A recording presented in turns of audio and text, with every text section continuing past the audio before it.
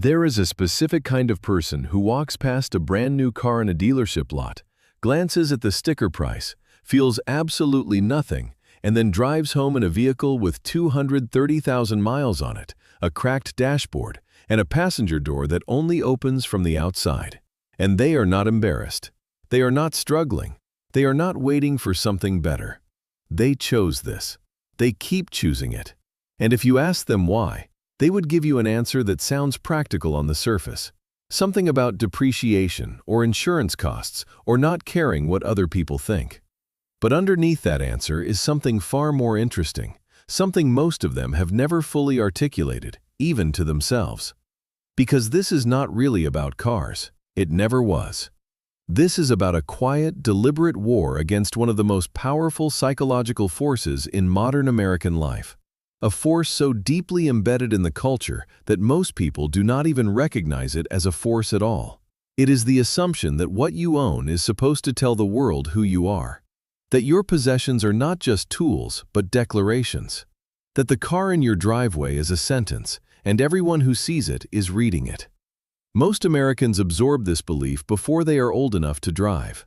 You learn it in the school parking lot, where the kid with the new truck carries himself differently than the kid whose mom drops him off. You learn it in the neighborhood, where the garage door opens and something gleaming rolls out, and there is a subtle shift in how that family is regarded. You learn it from advertising so constant and so sophisticated that by the time you are 25, you do not even hear it anymore. You just feel the pull, the low hum of desire every time something newer and shinier passes you on the highway. And then there are the people who heard all of that, understood all of it, and said no. Not loudly, not as a bumper sticker or a protest, just quietly, in the way they spend their money and the way they move through the world. They drive a car that looks like it has been through something, because they have decided that looking like they have been through something is not a problem to be solved. It is, in some unspoken way, the point. There is a psychological concept called the external locus of identity, which describes people whose sense of self is largely constructed from outside signals, what others think, what others see, what others validate. Most consumer culture is designed to feed this locus, to make you believe that upgrading your exterior will upgrade your interior, that the right purchase will close the gap between who you are and who you want to be perceived as. And for a while, it works. The new car does feel like a new version of you, for about 6 weeks. And then the hedonic treadmill kicks in, the shine becomes normal, the payments remain, and the gap opens again. The person who drives a beat-up car on purpose has, whether they know the terminology or not, rejected this cycle. They have moved their locus of identity inward. Their sense of self is not anchored to what is parked outside. It is anchored to something less visible and far more stable. Their competence, their freedom, their ability to walk through a world that is constantly trying to sell them a better version of themselves and feel, genuinely, that they are not buying. And that is a radical psychological position in a country where the average new car payment is now over $700 a month. But here is where it gets more interesting, because this is not just about frugality. Frugal people exist everywhere, and many of them feel apologetic about it. They drive the old car, but wish they did not have to. They see the dent in the fender and feel a small pang of something close to shame. The people we are talking about do not feel that pang. They feel something closer to pride, and the distinction matters enormously because it reveals that the beat-up car is not a compromise. It is a statement of values that most people are not brave enough to make out loud. Think about what it actually requires to drive a visibly old, visibly imperfect car in a culture that treats your vehicle as a credit score on wheels. It requires a tolerance for being underestimated. It requires comfort with the assumption that strangers will make incorrect judgments about your income, your intelligence, your ambition.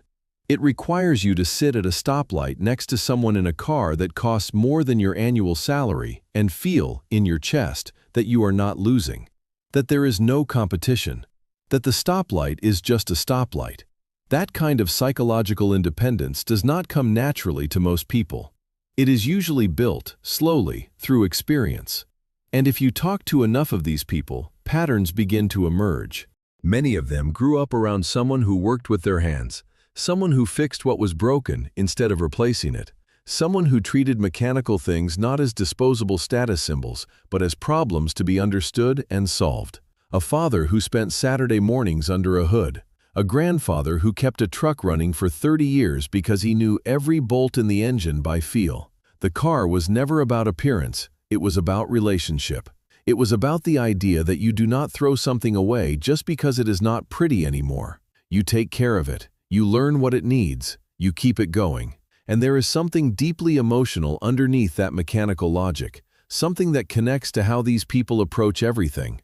Because a person who refuses to abandon a car just because it is old is often the same person who refuses to abandon a friendship just because it is difficult, who stays in a job not because it is glamorous but because the work matters, who builds a life that looks unimpressive from the outside but feels, from the inside, like it belongs entirely to them.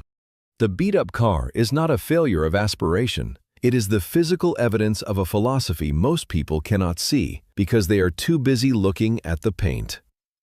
There is also something worth noting about the relationship between control and anxiety.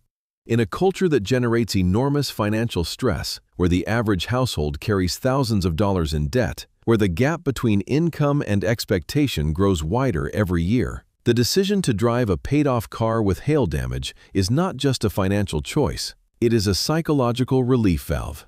It removes an entire category of worry from your life. No monthly payment. No fear of the first door ding in a parking lot. No insurance premium designed to protect an asset that is losing value by the hour. The person driving that car is carrying less weight, not just financially, but mentally. And over time, that lightness compounds into something that looks, from the outside, like unusual calm.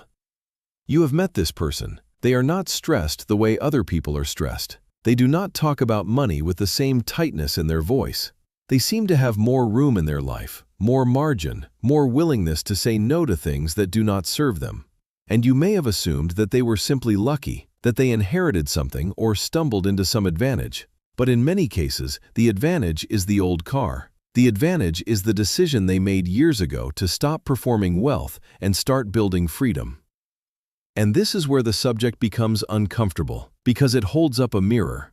If the person driving a beat-up car on purpose has rejected the external locus of identity, then what does it say about the person who cannot imagine doing the same?